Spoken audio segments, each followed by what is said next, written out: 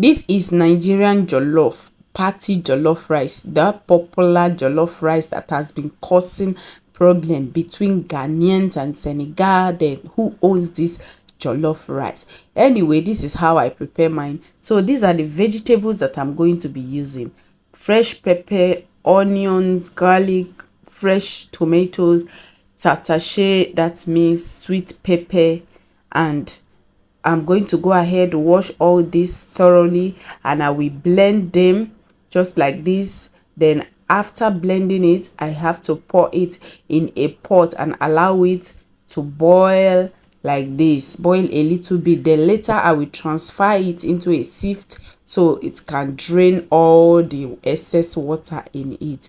Why I'm doing this is when I'm preparing my stew, I don't want the tomatoes to be splashing all over the place. So for my protein, I'm using turkey wings and turkey laps. So I added bay leaves to it. Now I'm adding onion to it, and I will also add my garlic to it as well. Then I will seasoning it with my salt, curry powder, nutmeg, basil, and thyme. I'm also going to seasoning it with seasoning powder as well. So seasoning your meat very well, because this plays a vital role on how your jollof rice is going to taste, because you are going to be using that stock, that meat stock, to prepare your rice. So you have to seasoning it very well. Make sure your meat is tasty, so the stock that comes out of it is going to also be tasty, because you are going to be using that for your rice later on. So now my beef is boiled, it is done. So I'm taking it out of the water. I will put it aside so for it to drain the water a little bit before I will now proceed to the frying pan where I will fry it as well. So to my big pot, I'm going to add water. Now I will be parboiling my rice. So I'll allow that to boil. This is the rice I'm going to be using. 5 kg of this type of rice is what I will be cooking right now. So I will allow my water to boil. Then I will add my rice to the boiling water like this. Then I will stir it thoroughly. Stir it so it will not be stuck together. Make sure to stir it. So cover it for like 2 minutes.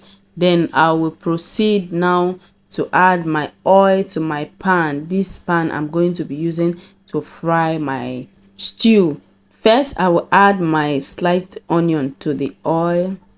Allow it to cook for like 1 minute. Allow it to cook so it can release its juice inside that oil. Then I will go in with my tomato paste. Add my tomato paste to it. Fry my tomato paste first, just like this. Make sure to fry it very well so that slappy taste it normally has to go away. Then add your spice that you want to add. Here you can add now, I'm adding curry to my own now. Add curry to it because this is jollof rice, you have to add curry. Then you add your thyme. I'm adding my nutmeg, just a little bit, not too much.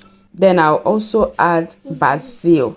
So I'm adding my basil right now. You can still add your thyme as well, just for taste. Then I add some bay leaves as well, just for the flavor and for the paste. And our blended tomatoes now, I am adding it. We blended it and we boiled it, and we also sieved the water. So I'm adding it now to the stew. Make sure your stew is dry. Make sure you fry your stew to be very cooked. This plays a very vital role on how tasty your jollof rice is going to turn out. So don't neglect this part. Make sure you fry your stew very well. Make sure it is cooked and well seasoned. So I'm still frying the stew. It is almost done because I have to fry it thoroughly. Then later I will transfer it to a bigger pot that I will use to cook the jollof rice. So then I will proceed and add my meat stock, the water that came out from the turkey that I parboiled. and the little water I added to it as well. So these are the seasonings I'm going to be using. You can use any seasoning of your choice. Then I'm adding my parboiled and washed rice to the stew.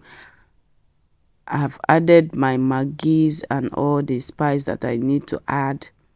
Then I turn my rice together, add a little bit of water because the meat stock was little, it wasn't enough.